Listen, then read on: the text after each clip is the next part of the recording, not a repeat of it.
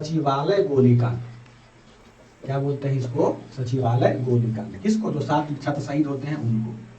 अब यहाँ ध्यान दीजिएगा, जब 7 छात्र शहीद होते हैं यानी सचिवालय गोलीकांड का घटना होता है, यहाँ ध्यान रखिएगा केवल 7 व्यक्ति नहीं मरा था, मरे हैं बहुत लोग, बहुत महिला। हमने क्या कहा कि बिहार के प्रत्येक क्षेत्र में, प्रत्येक जिले में वहाँ की जो आम जनता है उसमें गुस्सा होता है, रोष होता है। तो रोष केवल जनता में नहीं होता है, बल्कि क्या होता है, रोष हमारे अखबार में भी होता है ना, यानी न्यूज पेपर में भी होता है। यानी उस समय के जो स्थानीय अखबार होते हैं वह इतना खतरनाक तरीके से आर्टिकल छापता है उन 7 शहीदों के विषय में कि ब्रिटिश की सरकार घबरा जाती है। क्या करती है? ब्रिटिश की सरकार घबरा जाती है और वो क्या करता है, वह वहां के राज्यपाल को आदेश देता है कि यथाशीघ्र बिहार में इस घटना जो हुआ है, जो भी अखबार इसको छापा हुआ है, इसको तुम क्या करो, तुरंत क्लोज करो, प्रतिबंध लगाओ, हटा दो। क्या समझ में आया? अब यहाँ ध्यान दीजिएगा, उस समय में देखो यह कब हुआ था? 1942 में हुआ था ना, 11 अगस्त 1942 में यह घटना हुआ था। अब हम यहाँ ध्यान दीजिएगा कि इसी समय में यानी 1940 अगस्त में ही, अगस्त 1942 में ही, जब 12 अगस्त को हमारे भारत बिहार के 2 बहुत महत्वपूर्ण अखबार होते हैं। पहला अखबार का नाम होता है सर्चलाइट, है ना, और दूसरा क्या होता है, दी इंडियन नेशन।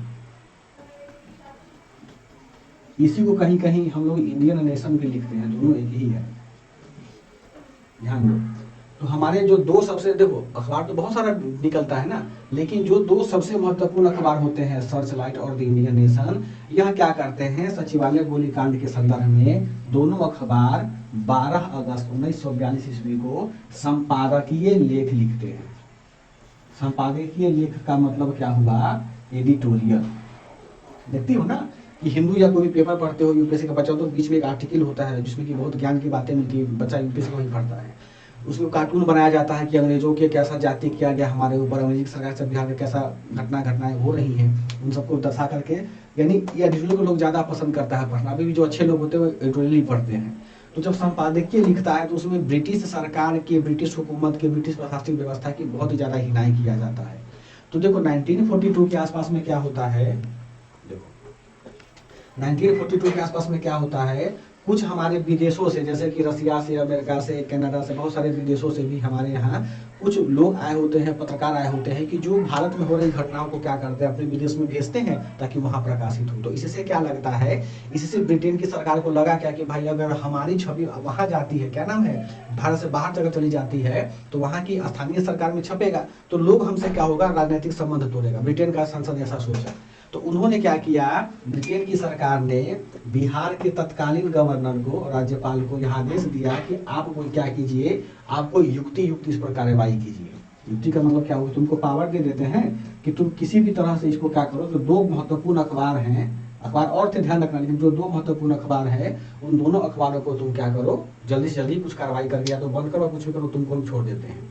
अब जरा हमको एक बात बताओ कि 1942 के आसपास में बिहार के राज्यपाल का क्या नाम था?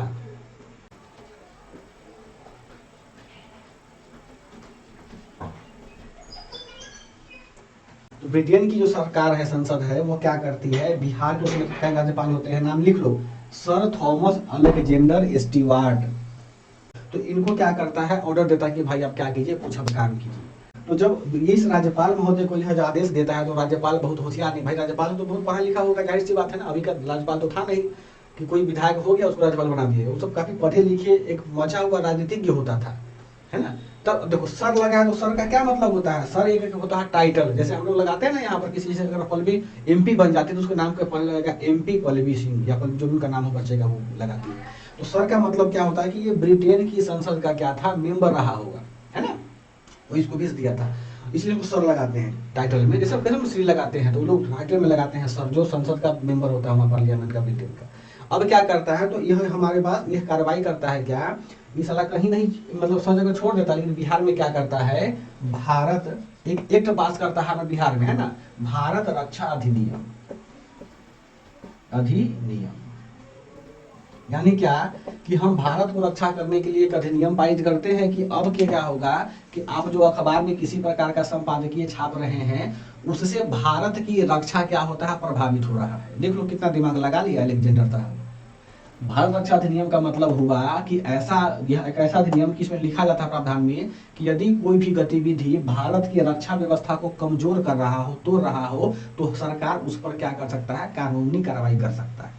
तो जब यह बिहार में भारत रक्षा अधिनियम लागू कर दिया गया, हालांकि ये पूरे भारत में लागू किया गया था, बिहार में भी जब ये लागू किया गया था, तो क्या हुआ कि इसके तहत अब उनको बोल दिया, किनको, सर्च लाइट का उस समय संपादक था, तत्कालीन संपादक, क्या नाम था उनका, नाम सुने, मुरली मनोहर प्रसाद का। सर्च लाइट हमारा प्रकाशित हो रहा था 1942 में, उस समय का तत्कालीन संपादक कौन था, करण समझ रहे हैं ना, यही पूछेगा आपसे।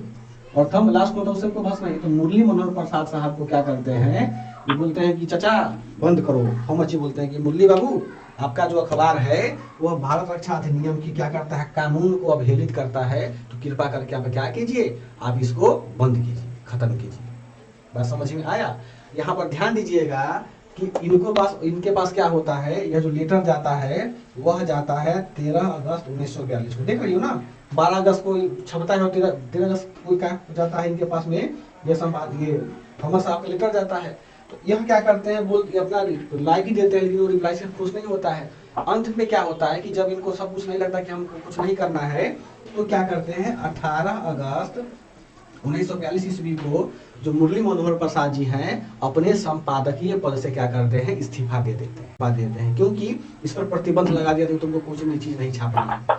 अब देखो 18 को इस्तीफा देते हैं, तो 19 अगस्त 1942 ईस्वी को क्या होता है, इसी भारत रक्षा अधिनियम के तहत क्या होता है, मुरली मनोहर जी को गिरफ्तार कर लिया जाता है। तो आपसे पूछा जाता है कि निम्नलिखित में से कौन सा संपादक भारत रक्षा अधिनियम के तहत गिरफ्तार होने वाला पहला संपादक था। हमको यहाँ 3-4 चीज मिलता है। क्या मिलता है कि सर्च लाइट का जो संपादक था 1942 में यूनिवर्सल में कौन था, मुरली मनोहर प्रसाद था, ठीक है।